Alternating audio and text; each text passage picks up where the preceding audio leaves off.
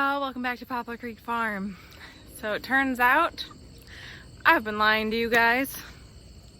I have thought for the entire time that we've owned this property that we have heavy clay soil. It's pretty common in New York State to have clay soil, and that's just what I thought I had. It's what it looked like to me. It's the texture, the consistency, the lack of draining, all the things that pointed in my mind to clay soil. Well, yesterday I had someone come out from the Cornell Cooperative Extension who was able to help me test my soil and actually give me a better idea of what is the composition of my soil. Now, I haven't gotten my soil test back yet. Those will take a couple weeks probably to actually get back. But what I did find out via soil mapping, aerial soil mapping for this area, that first of all, there is a ton of different types of soils in my region, just on my road. Mostly due to the fact that I have this hill, it's actually called Beach Hill, right across from us. It's a large hill. We always call it a mountain. It's definitely not a mountain, but it's a big hill. That, with water flowing down, obviously cause erosion. And as erosion happens, certain pieces of soil, certain elements, silt, sand, clay, they all settle differently. Also, at the foothills of the Adirondacks, that is where we are in our region. The Adirondacks are very shortly north of us. That means that we had a lot of natural tillage, glacial tillage from the glaciers melting hundreds of thousands of years ago, melting and regrowing and melting and regrowing, and that just causes things to settle differently than it does in different areas in different parts of the United States. So what kind of soil do I have? Well, I have a very unmixed soil, which sounds weird. I have large chunks of things, primarily silty loam, which isn't horrible really. And especially for growing, it's not the worst soil I could have. Clay soil is definitely worse off than silty loam. So I have large chunks of silt within my soil. It's almost like you mix batter and you get those chunks of flour that are still left in there that aren't mixed in. That's kind of what it looks like. So we dug three separate spots in this new garden space that I'm gonna have for next year. We also dug one space in the backfield just to get an idea of what the difference is. We will mix these three samples will get mixed together, and because I'm not going to do something right here that I wouldn't do amendment wise that I wouldn't do right over there. So it's not going to, it's kind of more of a broad what I need to do for amendments.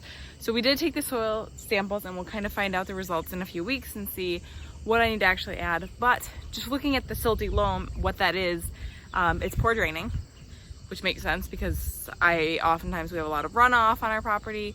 If it rains, our soil stays wet for a while, but then when it dries and it cracks, very much like clay.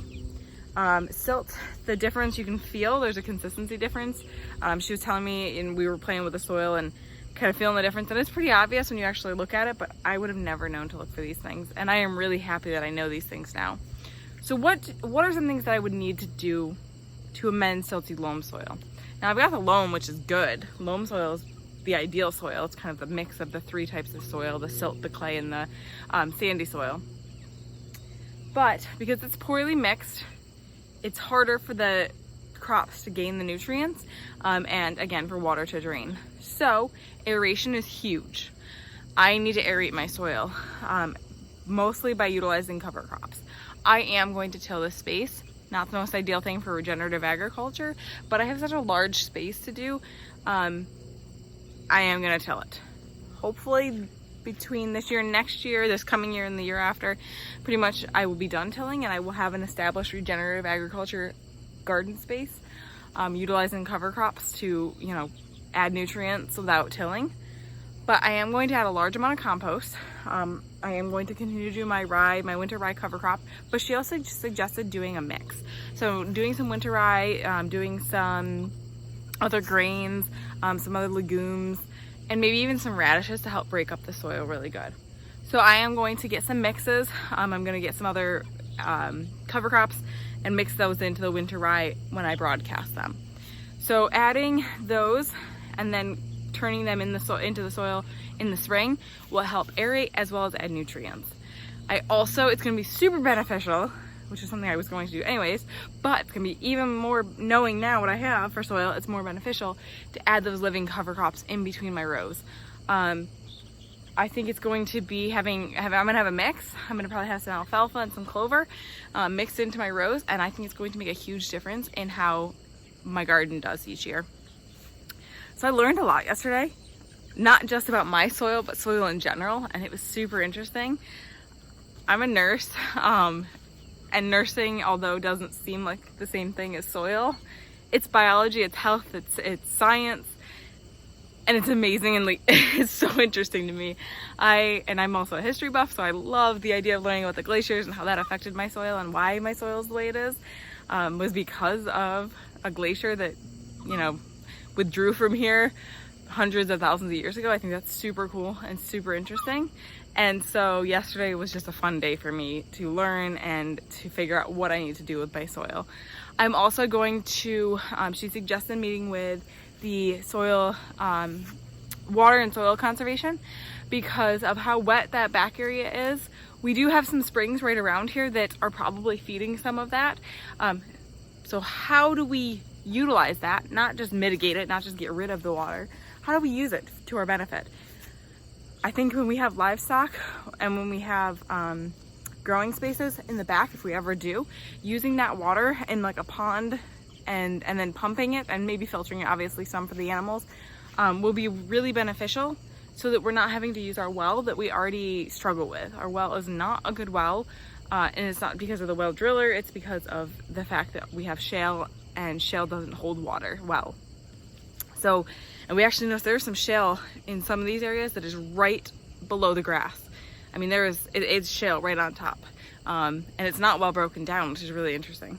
So it was really cool to see the different things that are on my soil. I have 2 different kinds of soil in this front 2 to 3 acres. I kind of have an arm of a good soil that was plowed at one point. You can tell there was some plowed areas, which we knew that this had been used for farm fields at one point. But it had better soil, which is of course where the house is. Oops, should have put my house like over here where it's crap. But either way, organic material needs to be added. Aeration is huge, and I need to do more in the way of adding actual nutrients than just aeration, because silty soil, silt soil, doesn't have as much in the way of nutrients as clay does. Clay is more nutrient dense, but it's hard for the crops to get to because it's so dense and thick. The roots can get through this stuff a little bit better, but they can't get to the nutrients, which then is kind of defeats the purpose, right? So that's what I learned yesterday. Let's go ahead and take a look at my garden and how interesting it's doing.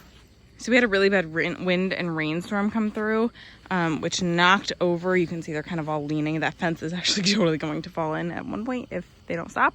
But pushed a lot of these sunflowers over. A lot of them are on the ground. I have some that were over in my other little garden space that are completely knocked over. These ones at least had the fence to kind of hold them up, but they're not looking as pretty as they were. We do have one really big one. Hard to tell with the sun, but it's a big one. Now this garden is absolutely a jungle, because I've kind of given up on the weeds this year, at the point of when I couldn't get out here for weeks and the weeds just got away from me. It was so much that it would have been more overwhelming and exhausting to remedy those than just kind of let it go. A lot of my cherry tomatoes are finally ripening, and hopefully they won't split before Saturday. Saturday's my next market, and that's when I sell a lot of the cherry tomatoes. The tomatoes are obviously completely covered in blight, pretty much all of them. Oh, it's a beautiful gigantic weed. But they're still ripening tomatoes, so I'm still leaving them. The ones on the outside and the tomato plants over here are just starting to get blight, so I'm really happy that I at least have something that's going to be producing for a little bit longer. These are my 3rd sowing of beans, and they will start producing very soon here. Actually, there's some little baby beans on there, so I'll be able to start harvesting really soon. These are radishes here, and they will probably be ready soon because radishes don't take a whole lot of time. These were the Swiss chard, and that's pretty much done. I had onions at the end, and those are done. These are Brussels sprouts, and they're not doing anything. I probably will actually pull them out because they really look sickly, and there's no Brussels sprouts being produced, which is really odd. But You know, we had an off year. We had so much rain. It's really hard to maintain things. And it's just kind of the way it's been. And that's okay. I'm okay with that. This is my cucamelon trellis. Love it. I planted too many though. I wish we had more to eat, but they got so choked up with themselves at the bottom that they didn't really produce as much as they could have, because they kind of just got stuck down here. But they will continue to produce. These are actually tomatoes from the other side. The kids picked the cucamelons clean most of the time. My tomato plant that's like all over the ground. It's producing really yummy tomatoes though. There's a volunteer. My carrots kind of came up. Some of them. Basil's looking beautiful. I'll probably bring a lot of that to the market because I'm just about done making sauce. Peppers are doing pretty good. Better than I've normally done with peppers, so I will take it. That's a yellow monster down there. It's not turning yellow yet, but it's a big pepper. I'll eat it green if it doesn't turn soon. Squashes are absolutely insane. Going everywhere. I don't even know how I'm going to harvest them, truly. Because they're crazy.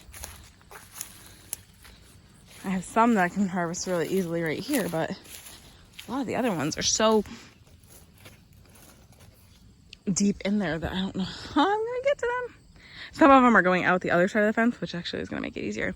My corn was terrible this year. I'm going to just use these for decoration at this point. I'm not even sure what some of these squashes are, like this one here. I'm assuming it's a spaghetti squash of sorts. But it's gonna, we'll see if it turns yellow. If not, I have no idea.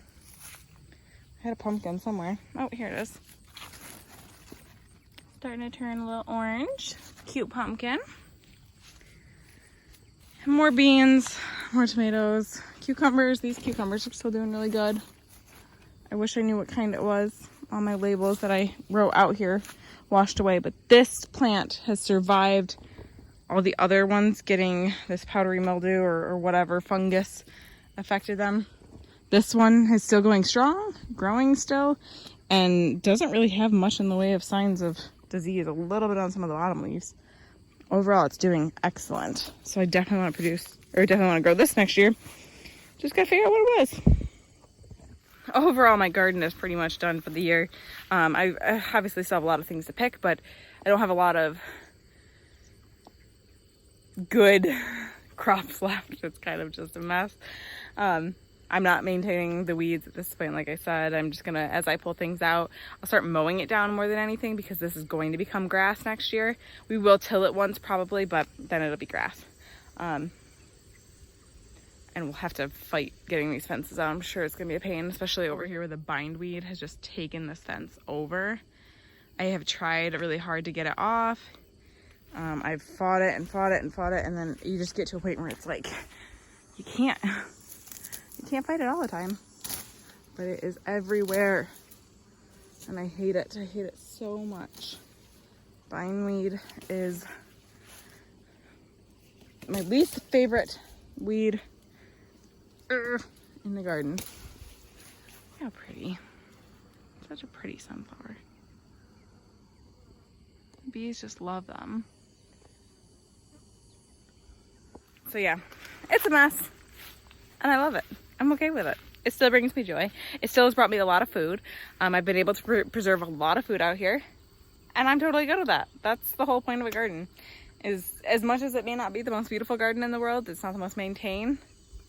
It's producing. Maybe not as much as it could have if we didn't have as much rain. But I don't care. I'm happy. I always learn. That's the thing with gardening.